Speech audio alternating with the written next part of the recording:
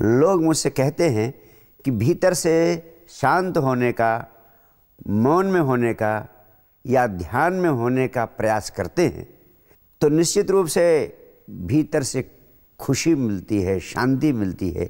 लेकिन शांति और खुशी की तरंगें एकाएक गायब हो जाती हैं। बाहर की आपाधापी, बाहर की दौड़ धूप इन तरंगों को पी जाती है। मेरा सिर्फ इतना कहना है, शांति और खुशी की तरंगें आती हैं, गायब हो जाती हैं। इसमें कोई संदेह नहीं, एक बार गायब हो जाएंगी, 2 बार गायब हो जाएंगी और हो सकता है कई बार गायब हो जाएं। लेकिन एक समय आएगा, खुशी और शांति की तरंगें इतनी मजबूत हो जाएंगी, इतनी शक्तिशाली हो जाएंगी कि उनका गायब होना ही असंभव हो जाएगा।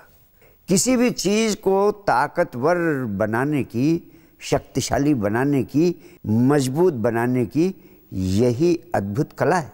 और इस प्रकार बाहर की दुनिया की आपाधापी, भागा भागी ध्यान रूपी वृक्ष के लिए खाद बन जाएगी। हमें अपने बाहर और भीतर की दुनिया को साथ साथ संभालना है। निस्संदेह बाहर की दुनिया में भागम भाग है, निस्संदेह बाहर की दुनिया में राजनीति है और हमें भी परिस्थितियों से समझौता करना पड़ता है। कभी कभी मुखौटे भी लगाने पड़ते हैं, हिसाब किताब भी बिठाना पड़ता है।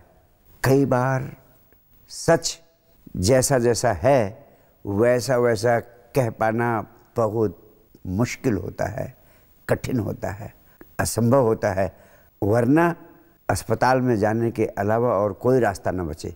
ऐसी परिस्थितियों में मेरा सिर्फ इतना ही कहना है कि तुम बाहर की दुनिया में जहाँ ज़रूरत पड़े मुखौटे लगा लो।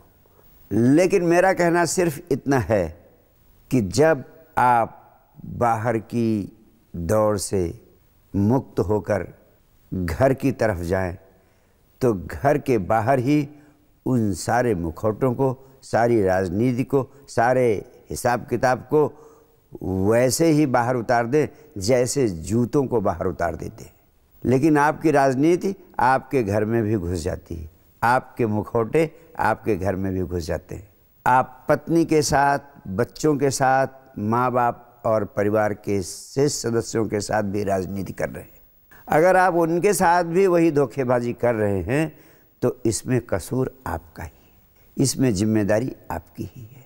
इससे यही सिद्ध होता है कि आप में विवेक की कमी है, क्योंकि घर तो प्रेम का केंद्र है, प्रेम का स्थल है। वहाँ प्रवेश करने के पहले आपको सारी चीज़ें घर के बाहर ही छोड़ देनी चाहिए, चाहे वो राजनीति हो, चाहे वो मुखौटे हों, चाहे वो बाहर का हिसाब किताब हो। यहाँ तो आप सहज मानव की तरह घर में प्रवेश करें और घर में ऐसे रहें जैसे एक निर्दोष चित्त वाला व्यक्ति रह सकता है। इस तरह घर के भीतर बिना मुखौटों के, बिना राजनीति के और सहजतापूर्वक जीना सरलता से संभव है।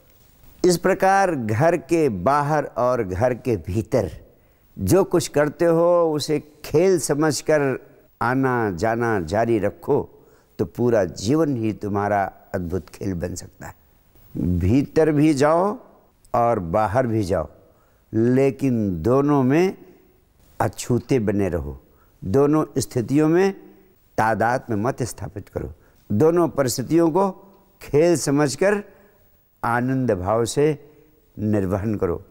जो इस तरह बाहर और भीतर के जीवन में साथ साथ सामंजस्य साध लेता है, उसके भीतर ध्यान का दिया जलना सरलता से संभव हो जाता है। बाहर की दुनिया में सब कुछ करते हुए साक्षी भाव को बनाए रखो और घर के भीतर की दुनिया में सब कुछ सहजता से करते हुए साक्षी भाव बनाए रखो। बाहर भी साक्षी भाव को साधो, भीतर भी साक्षी भाव को साधो। जीवन के सभी कृत्यों को खेल मात्र समझो और इस खेल को खेलते खेलते एक दिन साक्षी भाव में जीने की कला तुम्हारे जीवन का अंग बन जाएगी और साक्षी भाव में जीना ही परम आनंद को पा लेना है। इस प्रकार बाहर की दुनिया में सारी आपाधापी के होते हुए भी तुम ध्यान की तरंग को मजबूती से निर्मित कर सकते हो और परम आनंद की अवस्था को उपलब्ध हो सकते हो।